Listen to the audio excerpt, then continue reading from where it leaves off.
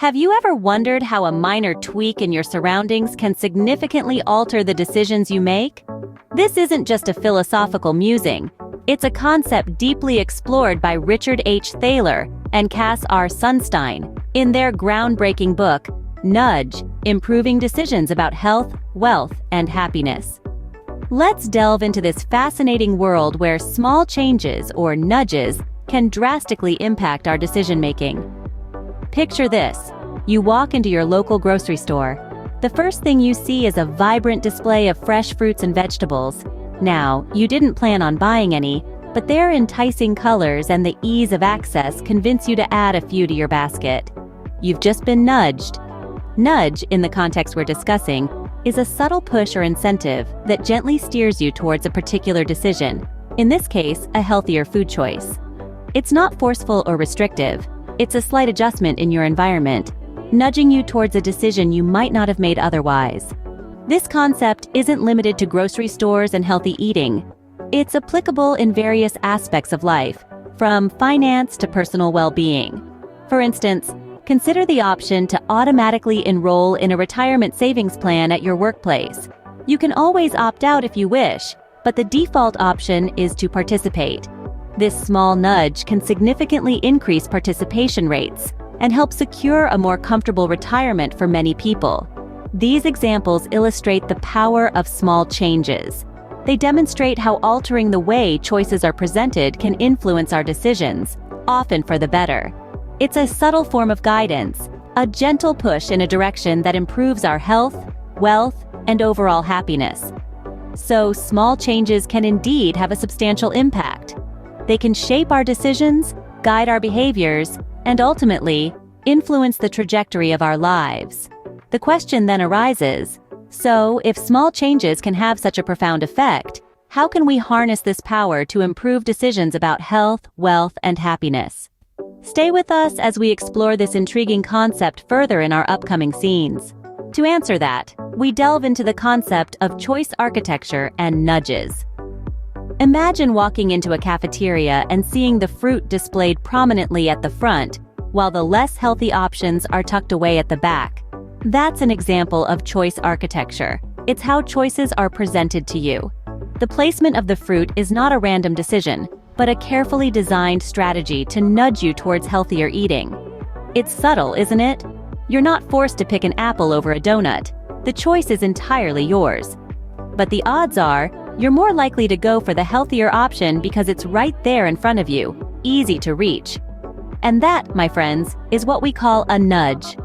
A nudge is that gentle push or soft incentive that subtly guides you towards making better decisions, without restricting your freedom of choice. It's like a friendly tap on the shoulder, directing you to consider an option you might not have otherwise picked. Let's talk about another example, this time in the realm of finance. Many companies have started to make enrollment in retirement plans an opt-out policy rather than opt-in. What this means is that employees are automatically enrolled in the plan, but they have the freedom to opt out if they wish. It's a nudge that capitalizes on human inertia, the tendency to stick with the status quo. As a result, participation rates in retirement savings plans have seen a significant increase. These nudges are not about manipulation, but about creating an environment that helps us make decisions that align with our long-term goals and well-being. It's about setting us up for success, whether that's eating healthier, saving for the future, or making environmentally conscious choices. So, nudges, backed by a well-structured choice architecture, can guide us towards better decisions. They're not about taking away our freedom to choose, but about making the path to better choices a little bit easier to tread. But who decides what a better decision is? Welcome to the concept of libertarian paternalism. This intriguing term, coined by economists Richard Thaler and Thaler and Sunstein in their influential book Nudge, combines two seemingly contradictory ideologies. Libertarianism, which advocates for maximum individual freedom, and paternalism, which implies some form of guidance or control for the greater good. Libertarian paternalism is not about forcing people to make the right decisions. Instead, it's about creating a choice architecture that nudges individuals towards decisions that improve their lives, while still respecting their freedom to choose otherwise. Let's think about it in the context of public policy. Imagine a government wants to increase the number of citizens participating in a retirement savings plan. Instead of mandating enrollment, which would restrict individual freedom, or doing nothing, which could lead to financial insecurity for many, a libertarian paternalist approach might involve making enrollment the default option. People are still free to opt out, but they're nudged towards a decision that is generally in their best interest. Another example could be in the realm of health. To combat obesity, a government could impose a tax on sugary drinks, a move that might feel intrusive to some. But a libertarian paternalist might suggest a different approach, such as putting healthier options at eye level in grocery stores or providing clear and visible nutritional information on packaging. These nudges could influence consumers to make healthier choices, all while preserving their freedom to choose. But who gets to decide what constitutes a better decision? This is where the paternalism part comes in. While it's crucial to respect individual freedom, it's equally important to acknowledge that not all choices are created equal. Some choices lead to better health, more wealth, and greater happiness. And it's often the role of policymakers, informed by research and public input, to identify these choices and design nudges accordingly. Libertarian paternalism, therefore, allows for improved decision-making while preserving individual freedom. It's a delicate balance, but when done right, it can lead to better outcomes for individuals and society as a whole.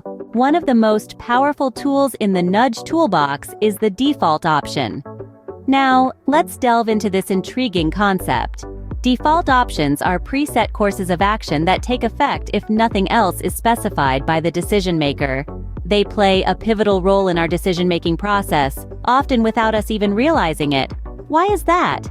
It's primarily due to two human tendencies, inertia and the status quo bias. Inertia, in this context, refers to our innate tendency to resist change. We often find it easier to continue with a current situation rather than make an effort to change it. This is where default options come into play. They capitalize on our inertia by making the desirable choice the path of least resistance.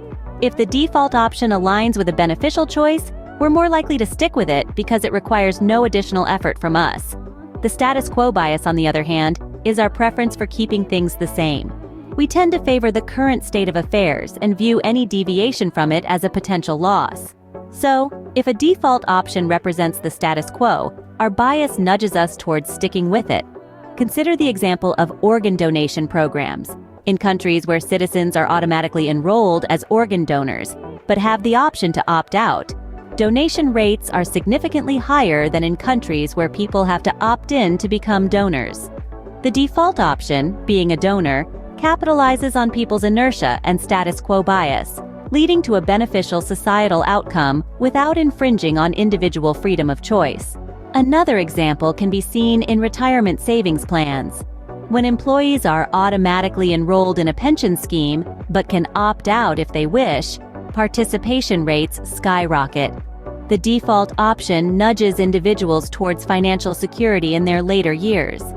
In essence, by understanding and utilizing the power of default options, we can subtly guide decisions towards favorable outcomes, while still maintaining respect for individual autonomy.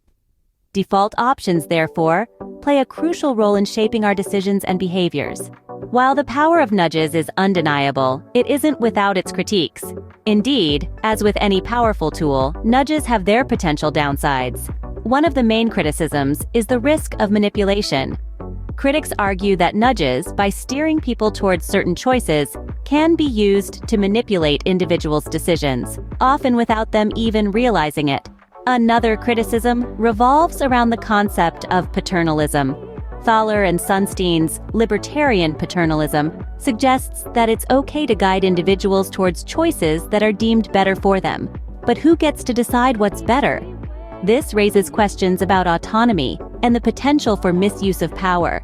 Some argue that nudges, while respectful of individual freedom on the surface, can veer into paternalistic territory by assuming authorities know best. Furthermore, nudges rely heavily on the biases and heuristics of human psychology, which are not always predictable or consistent. What works as a nudge for one person may not work for another. and the effectiveness of nudges can vary across different cultural and social contexts. Interestingly, these critiques also open up avenues for further exploration and refinement of the nudge concept.